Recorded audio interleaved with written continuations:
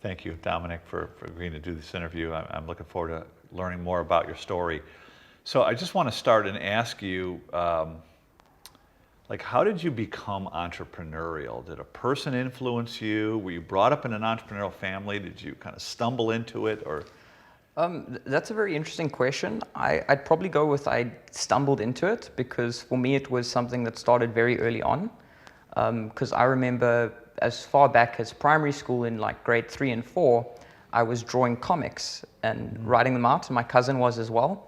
And then I had the idea to take the comics that both of us were making, photocopy them and print a bunch. And I walked around the school with a box of handmade, homemade comic books, and we were selling them for R1 a comic. And for me, just the ability to take something, that didn't cost me anything, because I was just taking my parents' pen and paper, and then turn that into money for food at school was like such a mind-blowing experience. And that kind of like, it was my first taste of it. Yeah, it is a mind-blowing experience, and it's always curious to me that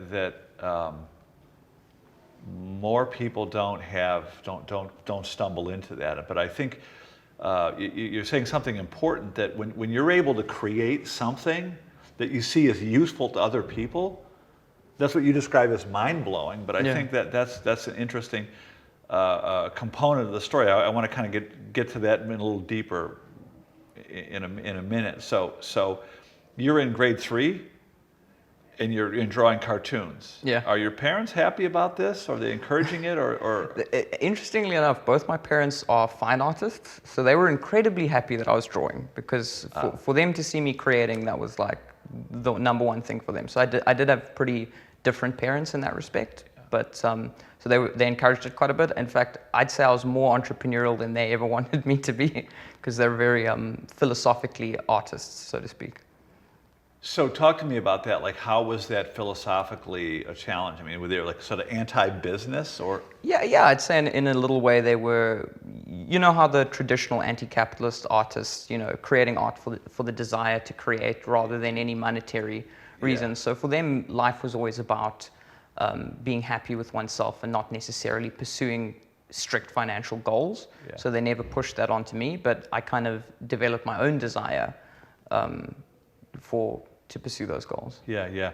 It's always interesting to me that the starving artist concept, like there's some sort of idea that you're not legit if you're not broke or something like that. It's just also, and like you, I was also raised by an artist. My father did drawings while he was in prison camp in the Second World War, and interesting background. So you're in 3rd grade, you're drawing cartoons, and you're getting people to pay for them. You have this experience where you're creating something that you see as useful, and sort of the evidence of usefulness is the fact that people are paying for it, right? So how does that evolve? Talk to me a little bit about how that.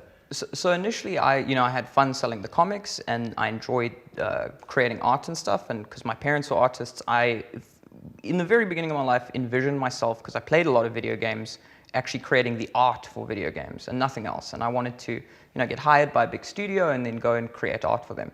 And as I was researching the processes that go into trying to study video games, because that's what I wanted in grade 3, but then, as you get to grade 7, you have to choose a high school. So I was like, well, I want to go to a high school. It's going to help me eventually make games. So as I was doing research into this, I found out that there were no video game courses. There's no place you can really work in South Africa. The places that you can work are very difficult to get into. And what I kept finding out was there were a small amount of companies that were kind of ruling the roost in the gaming industry, and they were all American with 1 or 2 Japanese. And then I thought, what? If it's so difficult to make games in South Africa for someone else, why don't I just make them for myself? And that was kind of the first change over there. And initially, I thought I would get someone else to do the programming, and I would do the art, because thinking I'm coming from this artist background.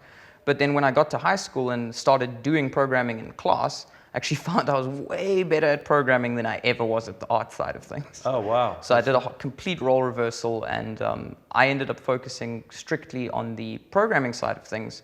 And my very first business, like proper business that I started, was in grade 9, where I got together with a Canadian graphics designer who'd worked on Grand Theft Auto 4. And him and I worked together creating a video game called Pixel Boy. And before that, we did one called Astro Dodger. And Astro Dodger was an iPhone game, and it was actually the first iPhone game developed by a South African developer. And we didn't even have a South African iTunes store at the time, so I had to phone Apple and get them to activate South African iTunes store to get my game accepted. So you did this in 9th grade. Yeah. So how did you connect with the Canadian guy that had developed these other programs? I just put myself out there.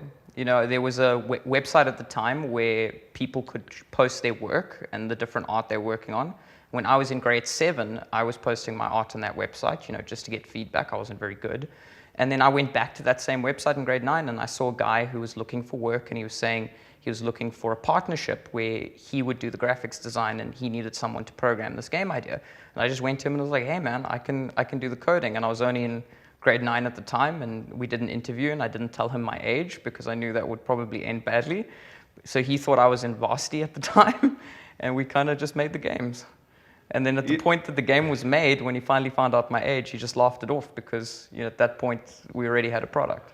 You know, interestingly enough, Dominic, I've heard that story a number of times where a younger entrepreneur is like not really revealing his age. But there's something interesting to me there that is worth digging into for a second. You know, that we're underestimating what young people are capable of. There's this bias, 100%, yeah. right? There's a bias. I interviewed a kid in Mexico. His name is Julian Rios. At the age of 15, his mom almost died from a misdiagnosis of a breast cancer. Crazy. And this kid, at the age of 16 years old, figured out how to put mammogram technology into a bra, and so an anomaly would register on your iPhone. Oh, wow. Right? At 16 years old, he figured this out, right? It's amazing. It is amazing, but I've heard the story a number of times before where I was writing or communicating with somebody. I wasn't really lying about my age, but I wasn't forthcoming. Yeah, you know, just omitting the truth. It's technically not lying, but it's, you know. Yeah, but there's a little bit more to unpack there, and I'm not quite sure how to unpack it. But there's a dynamic there, you know, that in the employee-minded world, we tend to think in hierarchy. Yeah. And the older, you know, the younger have to look up to the older, the more Precisely. experienced. And in entrepreneurial context, it doesn't always work that way. It's more of a horizontal relationship where you see like collaboration going on like that. I'm going to deliver something valuable to you, and you're going to, you know, there's this sort of mutual exchange that doesn't play by those hierarchical rules. Yeah. It's just interesting, and I'm not really... And it's very interesting that you bring that up, because recently, on a completely different note, is I've started this company with cryptocurrencies and payment solutions called Balance. And there we got some investment in, and we've been formalizing that business quite a bit more, and we have offices. And now we've got a corporate hierarchy that's started developing. And even though I was one of the founders of the business and came up with the ideas and developed the tech, because I'm younger, I'm getting looked down upon within the hierarchy, and it's causing tension within the business. So it's fascinating how that plays a part, even after you've set a business up. Yeah, that's really, really interesting, and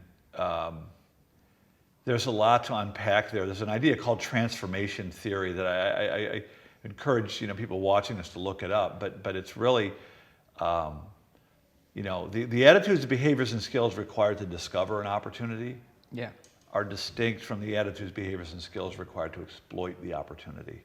Yeah. Right? And very often, you know, the entrepreneurs, so I would describe the entrepreneurial skills as the discovery skills. Yeah. Right? 100% agree. And the managerial skills are like exploitative skills. Exploit what the entrepreneur found. Yeah. And what I see very often is that, you know, the entrepreneurs like you like to entrepreneur.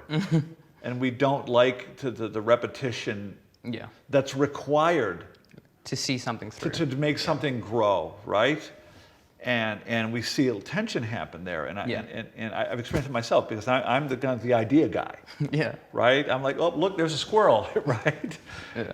And it's not really helpful when you're trying to, once you've discovered something useful, Yeah. it's not that helpful, Yeah, no, 100%. right? And I think one of the things that interesting people overlook is that in the discovery phase, like naivete is an advantage, right? It's like the Zen Buddhist saying, in the eyes of the expert, Yeah. the possibilities are very small, and in Exactly. the eyes of the novice, they're abundant. Yeah, there's more hopeful optimism. But also, like, we become, like, the older we get, the more steeped we become in a certain paradigm, in a certain way of thinking. And younger people aren't encumbered with that, so they're able to recognize things. I mean, how does 16-year-old Bill Gates recognize something that the entire brain trust at IBM doesn't see? Yeah. Right? And so that's what I would say to the people you're working with also, like, to recognize that. Yeah. But back to what we were saying a moment ago, that just the idea that the entrepreneurial attitudes, behaviors, and skills are distinct from the managerial. Yeah. They're really quite distinct, and when you try to mix those two things together, it doesn't always work. Yeah, some interesting things happen. Yeah, and a lot of entrepreneurs sort of implode. They don't know how to stop entrepreneuring. Yeah. And in my view, very few people can morph into CEO Yeah. from entrepreneur.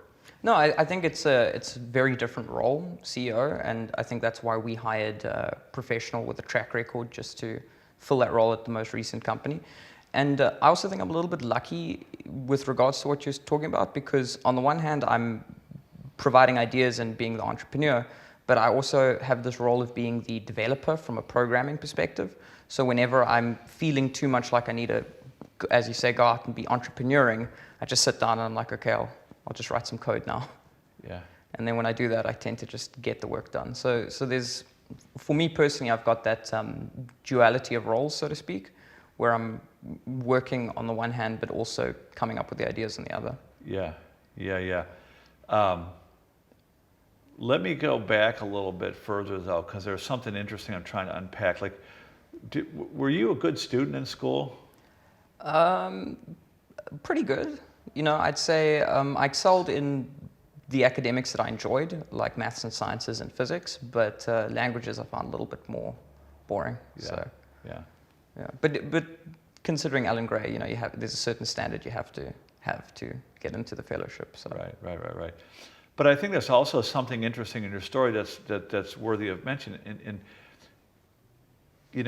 you have this efficacy moment at grade 3, right, where you're creating something that people are paying for. I mean, that's a really powerful efficacy moment. And I think,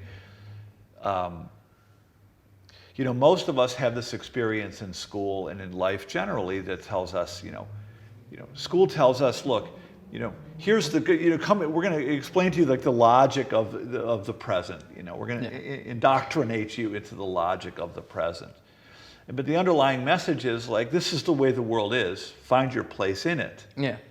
And the experience you had at grade 3 is, well, yeah, this is the way the world is, but I can actually contribute to it. Yeah. Right? And that's sort of a different moment. And then that sort of morphs from grade 3 to grade 9 when you're developing games. I mean, I just want to make sure that people watching this understand this sequence, this efficacy moment, And I think I could actually expand on that a bit more as to what kind of made my grade 3 brain start thinking in those ways.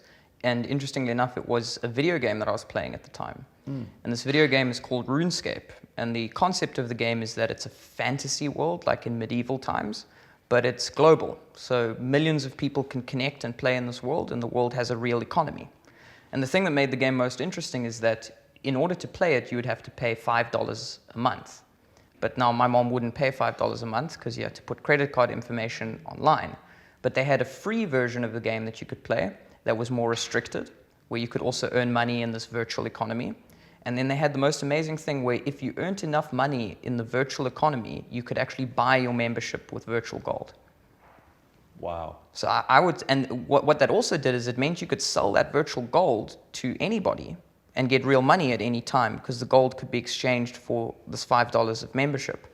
So at that point in grade 3 and 4, I was playing this game, earning gold, and I was paying for my own membership by doing that. So did that precede you making your own cartoons? Yeah. Now I get it. So the game experience was actually, you kind of stumbled into this entrepreneurial experience by virtue of the fact that the game you were playing allowed you to actually create something that generated revenue, and then you translated that into... Yeah, and for me, it was only about playing the game. You know, I wasn't generating revenue in the beginning, even with the conscious idea of generating revenue. It was just like, I want to play this game. I'm a child. I'm going to try and make that happen. Yeah. And it was through that I kind of realized that if you put effort into, you know, helping those around you in a weird way, because again, the only way I could make money in the game, well, I'll tell you how I made it, is in the game there was an ability called potion making, where you would collect herbs and ingredients and make potions. And there were thousands of people collecting herbs and thousands of people who were buying them. And all I did was buy the herbs from the collectors and sell them to the people who were buying them. And I just stood there trading the whole day. But you said something a minute ago, Dominic, I want to come back to. Like and I paraphrase what you said, like, you got to figure out how to make yourself useful or something like that. How you can help other people. That's really, to me, you know, I'm so happy that you said that, because I think that's sort of the baseline assumption of the entrepreneurial mind. Yeah. Right? There's an underlying assumption that I've got to figure out how to use my skills to make myself useful to other humans. Yeah. And the more useful I become, the better you can do, exactly. The better I can be. And so, yeah, I think a lot of people misunderstand entrepreneurs. Like, a lot of people would look at you and say, he's just trying to earn money. Right? And I think it bothers me that people think entrepreneurs are just solely driven by money. Yeah, no, not the case.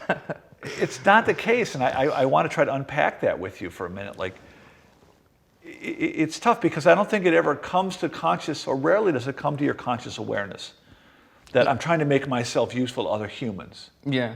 But I do think that's sort of the underlying driver. Yeah, no, 100%. I think that's the whole key. And, you know, recently with these businesses I've been doing in Cape Town and stuff, it's like, even now I've been seeing, so my family's from Limpopo, which is it's one of the least, more impoverished provinces in South Africa.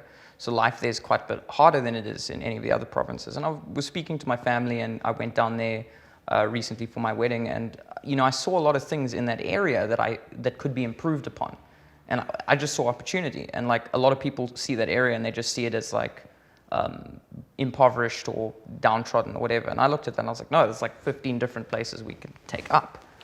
But see, I can't help but think that comes from the you know, your third grade experience, right? So you know, there's this great clip that somebody took of Steve Jobs I think in the 90s, when he had been kicked out of Apple. And he had longer hair and he wore his shirt buttoned up to here.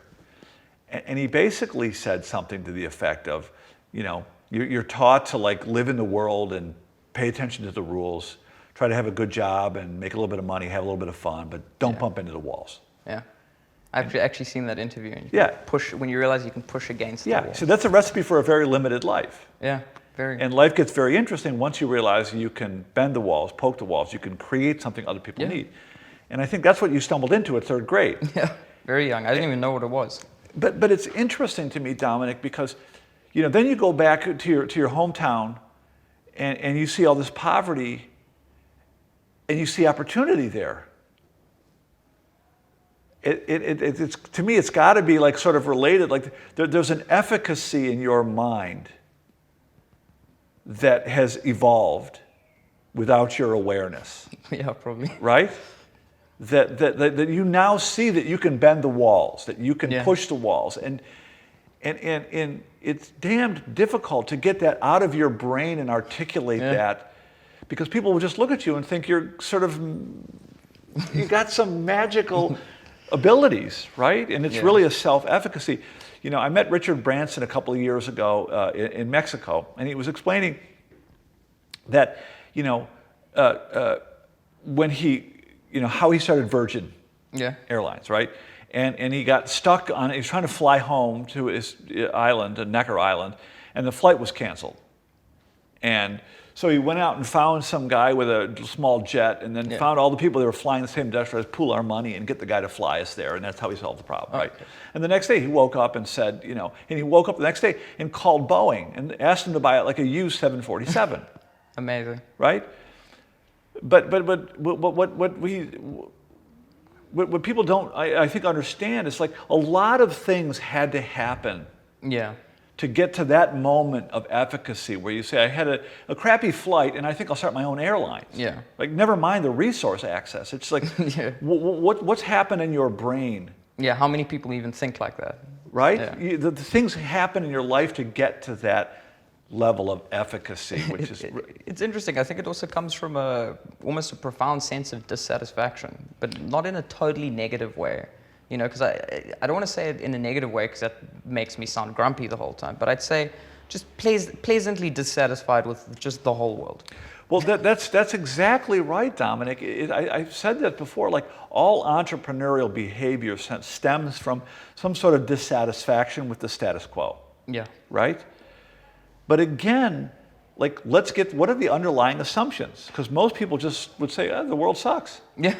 But you're saying, there's some stuff here we got to fix. Exactly. But why don't more people think that way?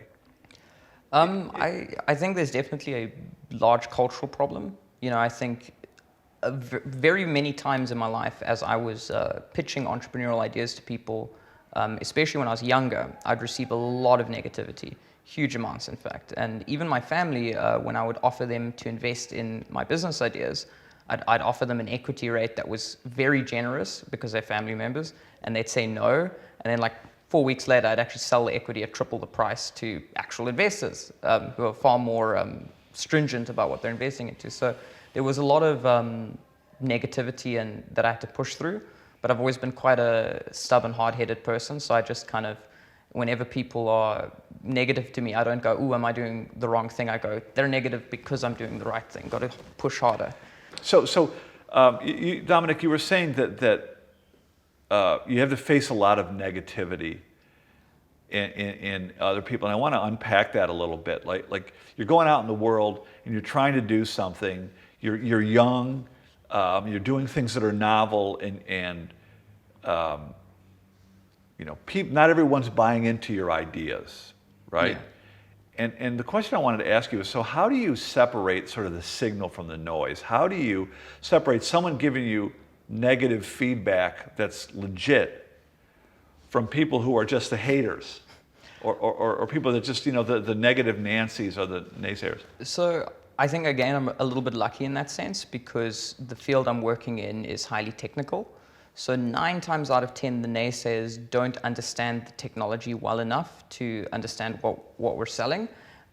If someone does bring up a point that references the technology or shows a deeper understanding, I'll generally take those with a large amount more seriously than someone who, for example, is negative because it's blockchain.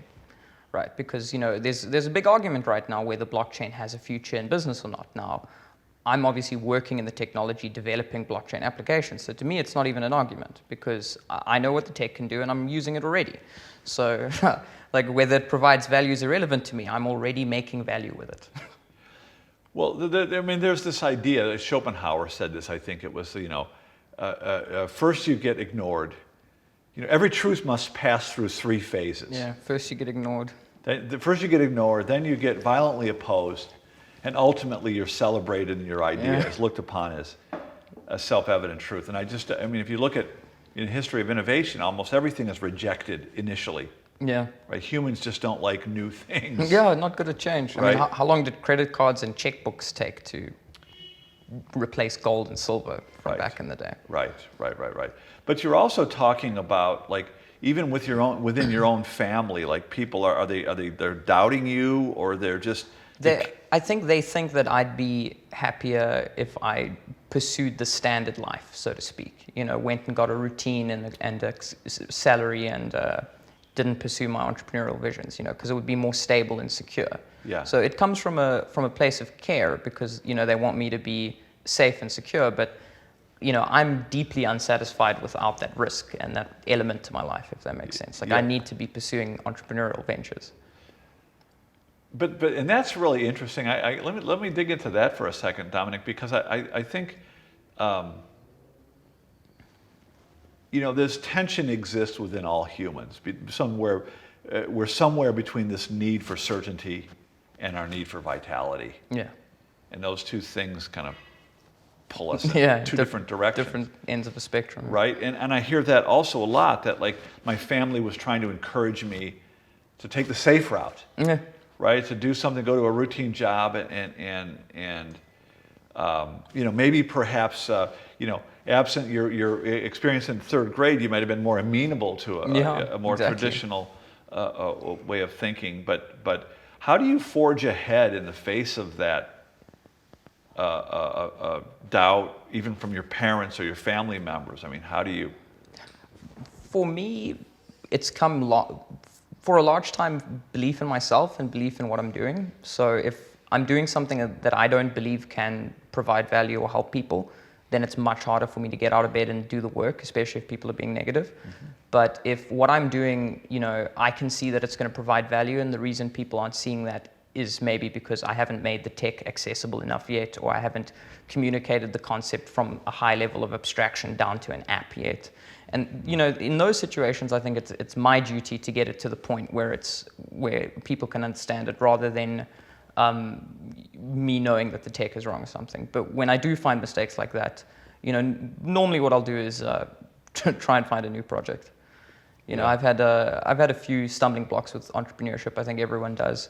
We developed a couple games in the beginning, and the market kind of collapsed as we launched them. And when multi-billion-dollar companies like Activision are releasing their games for free because they can no longer afford to charge for them, it becomes very difficult to compete as a small studio. Yeah, got it. But you came back to the idea that you're sort of operating from this premise that, like, I got to figure out how to make myself more useful. Yeah. To more people, and I want to make sure that we kind of bring that idea to life, that you're not just driven by the need to make money. No, not at all. Right, and I think that's just people need to understand that. Yeah, and I think maybe I'll clarify there, because when you say use, a lot of people tend to think about basic needs or helping people in that sense. But then you get something like video games, and people can say, how are video games useful, or how are you providing a need there? But entertainment and being happy it's a mental need in its own right. And when we were creating games, it was very much, how can we just put a smile on someone's face? And to do that for $1 was good enough. And now with Balance, we're working on payment systems, where one of the opportunities we have is we can do international money transfers for about 6,000 times cheaper than Visa. So just that cost, we can potentially reduce international money transfers and remittance payments costs that are currently so high. And I think that would help a lot of people. Yeah. I mean that's just an important piece of the puzzle that people don't get. And I, what I'm asking of people is like, look, Sophocles said this like a couple thousand years ago. It's like, I'm paraphrasing basically, but he said, like, it's the duty of a man to make himself as useful as possible to his fellow man. Yeah. Because by doing so, he advances the welfare of mankind. And we know this from ancient philosophy and from modern psychology, that when a human has an opportunity to mix or to match his or her strengths to something bigger than him or herself, yeah, like human flourishing occurs, right? Yeah. And we've been talking about this today in some of these interviews, that if you want to understand why the entrepreneur is so engaged, so resilient, so resourceful, so passionate, stop looking at the individual.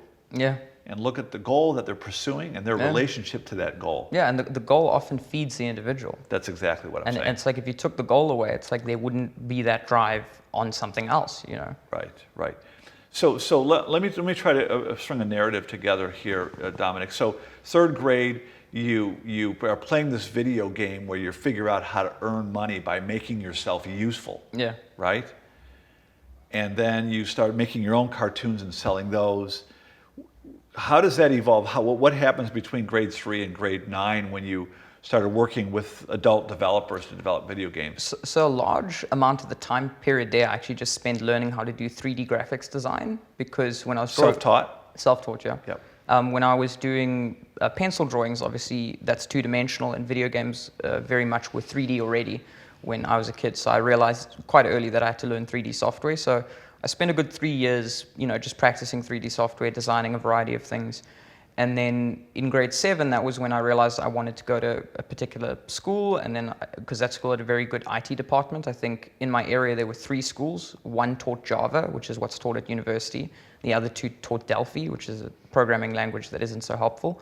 So I ended up going for the school that taught the language that would help my goals. But even then, I still didn't know that I wanted to program games or anything like that. I just kind of was trying to keep my options as open as they could be. And then again, in grade 8, I was just kind of in high school figuring things out, doing the 3D design. And then grade 9, I kind of got tired because I thought I'd be doing computers from grade 8, but they only offer it from grade 10 onwards. So then in grade 9, I actually went to my IT teacher and asked her if she could teach me the grade 10 syllabus early. And that was the catalyst. So actually, in grade 9, I finished the grade 10 syllabus and then actually started the grade 11 one. And then in grade 9, that's also when I kind of realized I really like programming. And then that's when I contacted the Canadian and started building the game. And I actually built the game in parallel to completing the 10 and 11 syllabus. And then in grade 10 and 11, I actually finished matric. So when I was in matric, I had free time in that class. So that was fun. So did you actually launch something with the Canadian guys? Yeah, we launched 2 games. We launched Astro Dodger on iTunes, which took like a couple months to make. Sold like 7,000 units for $1. It was pretty fun. And then the big game we made with the Canadians was a game called Pixel Boy, which I ended up launching in my second year of varsity. That took 2.5 years to build. And we released that internationally, 190 countries, $10 a game, and we sold like 40,000 units. So wow, that was quite a step up from the previous game.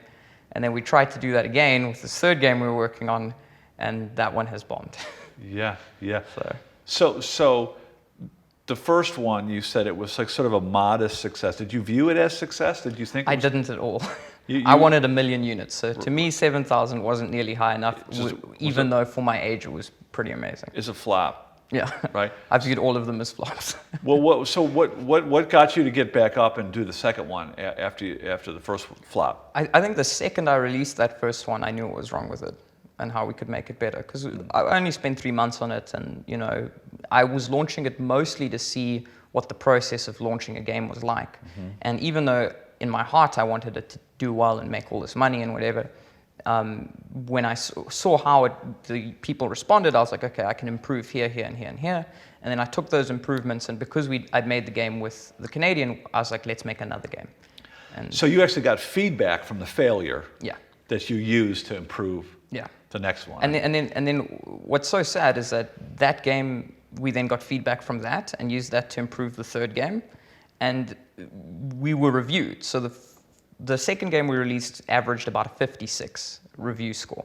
Now, again, we're being compared to games that cost $200 million to make, like Grand Theft Auto, and we built the game for like 50,000 Rand.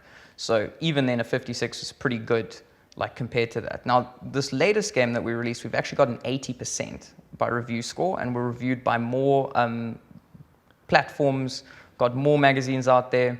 We were on Nintendo and Xbox, deals with Microsoft and Nintendo for this third game. But the market had shifted so much in that time period towards freemium systems that despite the game having better reviews, better marketing, being a better game and being enjoyed by players more, we sold less units. Wow. Yeah. I love the idea of like the learning from the feedback, Luke. I mean, I hear that a lot. They're just like, it's the iteration. You put something out there, you learn from it, and you're not, this is a sort of internal locus of control, right? You're not thinking like an employee, right? Like survival's up to you. You're in control of what's happening, and you're learning and adapting from the feedback. I think it's really, it's just different from the way you would tend to function in an organization where like someone else is telling you what to do Yeah. all the time. I mean, I wouldn't even have a context for that. Well, that's what I was going to ask you. I mean, have you ever had a real job? No. I went, because obviously I did all these game things in high school, and then we released that game in varsity. So then, and that did pretty well. So straight out of varsity, I just started the game studio. So how are you being treated in school by like adults? Were they thinking, you're wasting your life away with video games, it's going to rot your brain, or? I had one very, very supportive teacher who was my programming teacher, who supported me very much, very heavily early on. And she encouraged me to study games. She encouraged me to do all the programming. I think she recognized the talent there when I first went to asking her for help with the syllabus. And so she was a huge help and stepping stone there. You mentioned like recognize the talent. Like, what is it you think? Like, what do you innately have? I'd say I'm quite good at programming.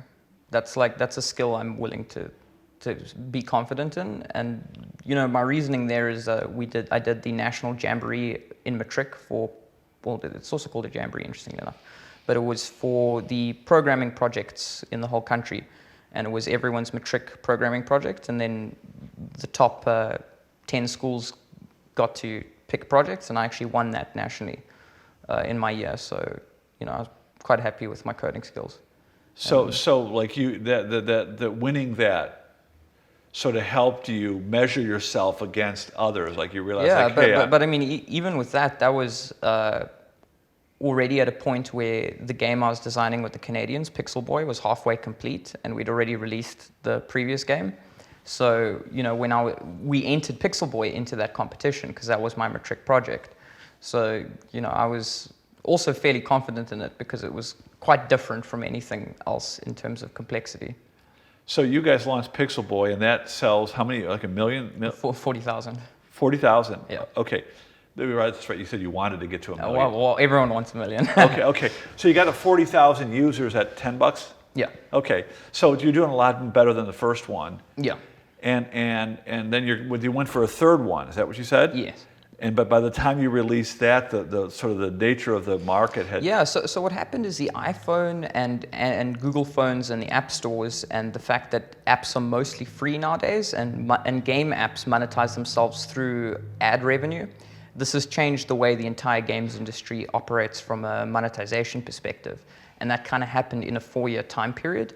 And it was starting to happen at the end of Pixel Boy. And then for the entire duration that we worked on Polygod, the market was moving to freemium products.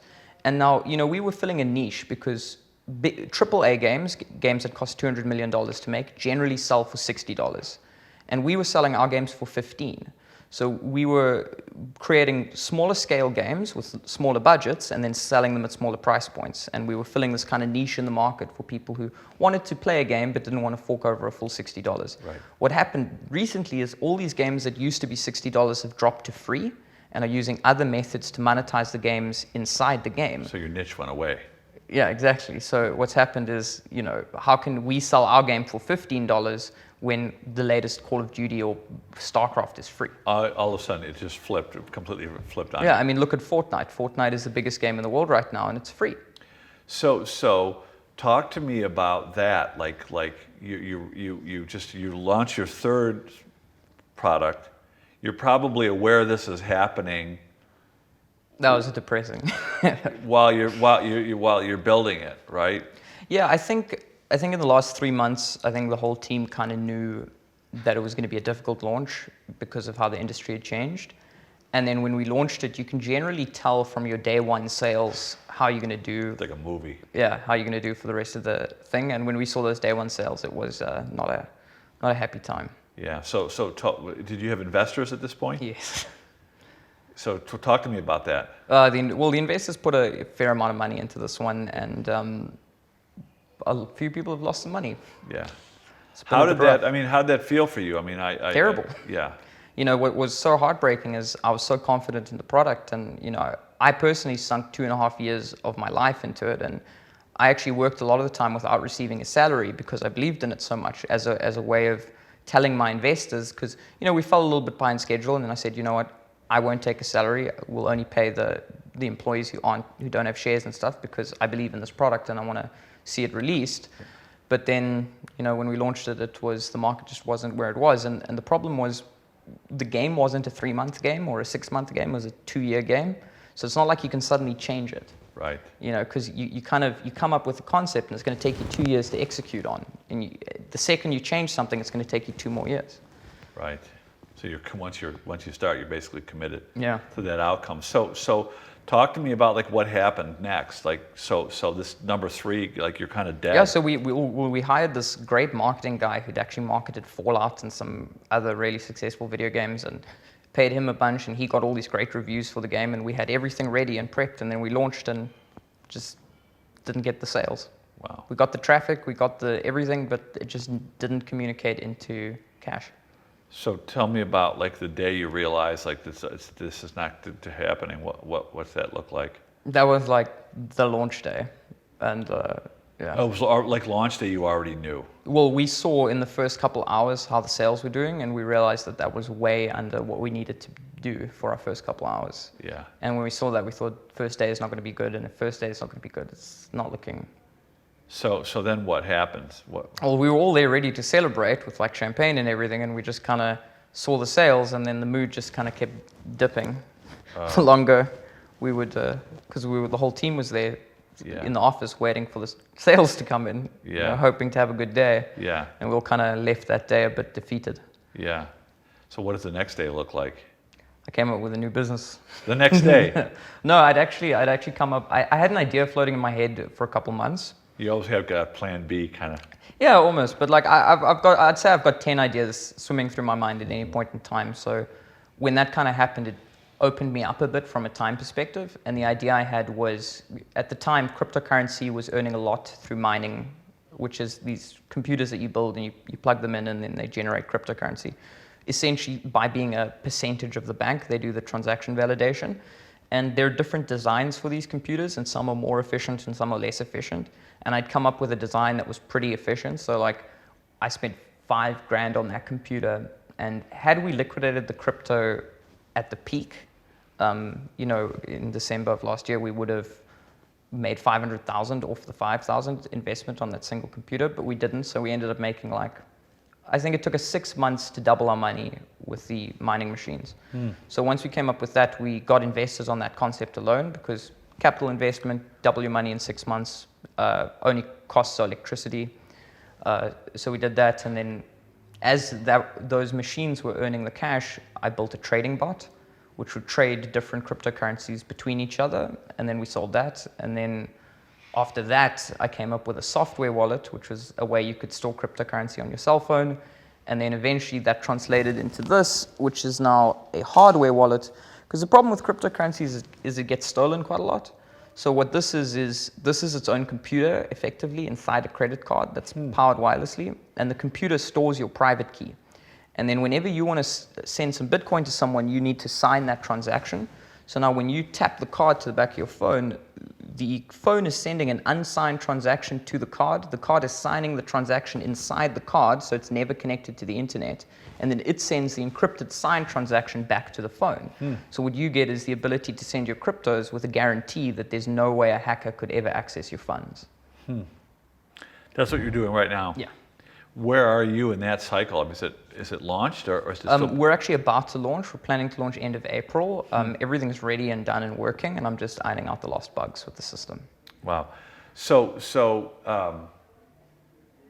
a couple of questions I want to ask you around any of these ideas, Dominic, is do you have like mentors? Do you have like people that guide you and kind of advise you, or are you just kind of flying solo here? I'd say I'm mostly flying solo. Yeah. I'd say I've had personalities and philosophies that have influenced me, but not necessarily people I've been in direct contact with, if that makes sense. So give me an idea, like for the personality or the philosophy. Well, obviously, from your earlier mention of the Steve Jobs interview, I've watched basically every interview and consumed all information on him. I've always found Steve Jobs such a fascinating character because of his link to tech. And then the other person was actually Steve Wozniak, Jobs' partner, who created the whole Apple II. I I tend to align myself, in my head more with Wozniak than Jobs, just because from a personality perspective, that's kind of, I like tinkering. Yeah. So how they think influenced me a lot. Then also a lot of libertarian philosophy that I've been listening to, which is just a different way of running the world compared to, I'd say, the traditional corporate capitalism and versus democratic socialism argument that's occurring at the moment. you know. There's a bit more of a libertarian centrist viewpoint that's developing around decentralization, internet, and technology. Yeah. Do you follow Naval Ravikant? No, I'm not sure. Yeah, well, I'll make that connection with you. Somebody I think you'd really enjoy. Dominic, talk to me about, like, do you have a vision in your head? Like, what is it you ultimately are trying to do? I mean, what gets you out of bed in the morning? Yeah, that's an interesting one, and it's a particularly interesting question because you're asking it now. Because had you asked that a year ago, I might have said changing the world with blockchain, or had you asked 2 years ago, I might have said, to help people with video games. But now I'm getting the perspective that, what I do at any point in time isn't necessarily going to be anything, if you know what I mean. It could be gaming, it could be blockchain, it could be farming, it could be 10 different business ideas. And for me, I think my goal is really just to create things that produce more value than they consume. That's my whole. That's what gets me out of bed in the morning. Just to make things, anything, whether it's tech or software or an idea, that makes more than it eats. That's such a profound yet simple statement. It really is, because I think what I'm hearing you say is that to create value. Yeah. I mean, to make myself useful is as useful as possible. 100%. Right? It's just that straightforward.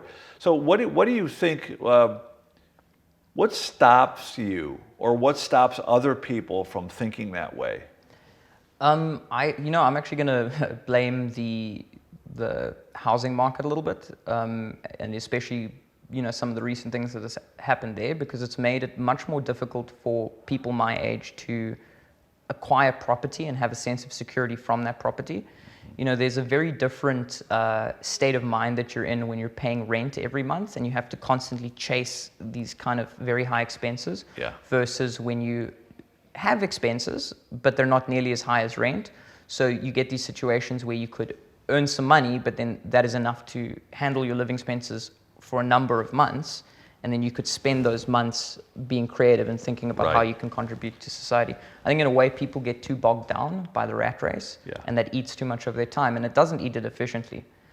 Well, the other thing, Dominic, that I think is worth diving into is again, this is an Aristotelian philosophy, and it's sort of been validated in more contemporary psychology. That we have what Aristotle called this the pleasurable life, where we seek pleasure. Yeah. And this is fine. We all need some pleasure in our life, but it's very easy to get stuck there. Yeah. Right. And then there's the good life, which is really about when you figure out what your strengths are and how you can enrich yourself. Yeah. With these, with your strengths. Yeah. And yet the meaningful life comes when you figure out how to use your strengths to build something that's bigger than yourself. Yeah. And I that's kind of sort of a theme I've heard you articulate in one way or another throughout this conversation, that you're always trying to figure out how to use your strengths to build something that impacts other people. And actually, to bring this all the way back to that video game that I played in grade 3, one of the interesting things about that game is it would divide your character's skills into 23 subsections, and that you'd have to train separately. So when you keep using the term, like, I'm figuring out how to use my skills to provide value, the very first time I ever did that, I did it with a list of what were called skills in a game, and I would go, okay, cool, I've got this much in this, this much in this, this much in this. How can I make the most value in this game with these specific skills? Yeah. And the context around what skills I had in the game was constantly changing, so I had to constantly adapt how I was earning cash in the game. Like, every kid should be playing that game, right? It's a good one. Yeah, right. I mean, because that's really what it is. But I think, school doesn't teach us that. School No. teaches us it's more deficit-based rather than strength-based. Yeah.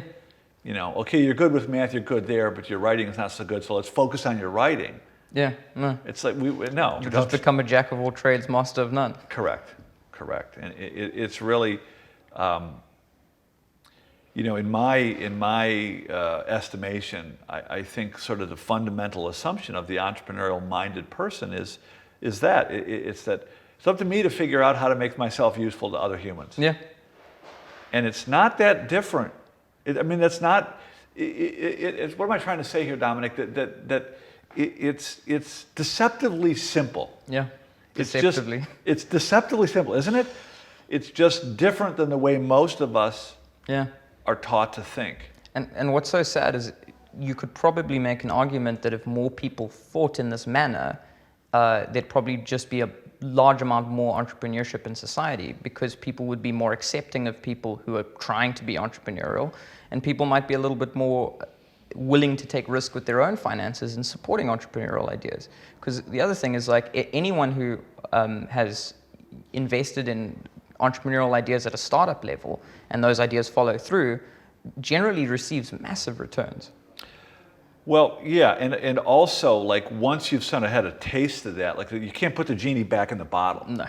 Right? Once you have had some little efficacy experience, as you articulated in third grade, like, once you have that experience where you create something that other people want and need, it's really, really hard to stuff the genie back in the bottle. And I think, what we're talking about now, sort of the intersection of what you've experienced in our work, is we're attempting to do, in part by this interview, is to help people understand this massive reservoir of untapped human potential that's lying right underneath our noses, and we're not getting to it because we're training people to become employees. Yeah, and it's so fascinating you say that. It's like, I personally, when I was at varsity, I didn't attend much, because I found that the way they were teaching me was to be someone who works for someone else as a programmer rather than a programmer who's creative. So I was constantly being taught the best method to solve a problem, not how to solve the problem or why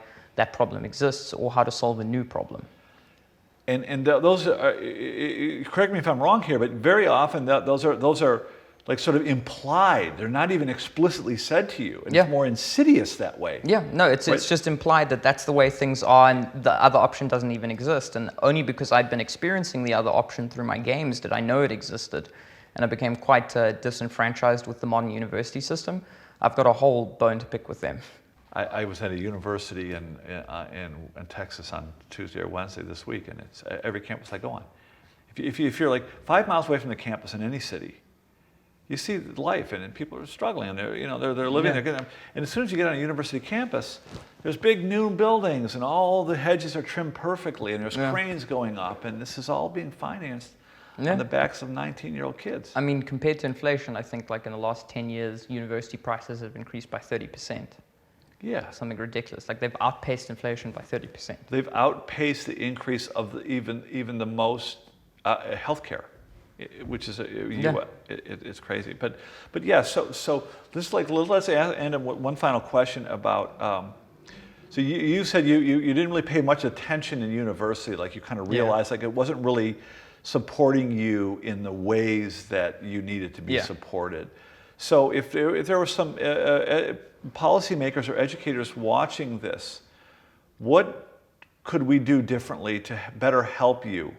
I'd say with the system as it stands, I'd say just record all the lectures and put them online, and don't require any of your students to ever attend. Because, for me, the commuting to university, the attending, the standing in line, that destroyed my time. And my programming lecturers would release slideshows after the lecture that would contain all the information. So instead of attending the lecture, I would just go through the slideshows myself in my own time. And I was actually able to go through the slideshows faster than the lecturer was able to go through them during a lecture. So all of that was saving huge amounts of time for me. And because I was running a business on the side, time was money. So it was just like, then all that extra time got channeled into the Pixel Boy and the games design. I just had a terrifying thought listening to what you said. What you just articulated is the system is invested in the drill and kill lecturing and making you they want you to be an employee because then they can do it's for their own self-preservation. I was touring a college in Cali, Colombia, and they took me out to the hacker house. Oh, interesting. Right? This is a fairly prestigious Catholic Pontificia Universidad Javeriana, and beautiful campus. There's peacocks walking around. It could be in Miami Beach, you know.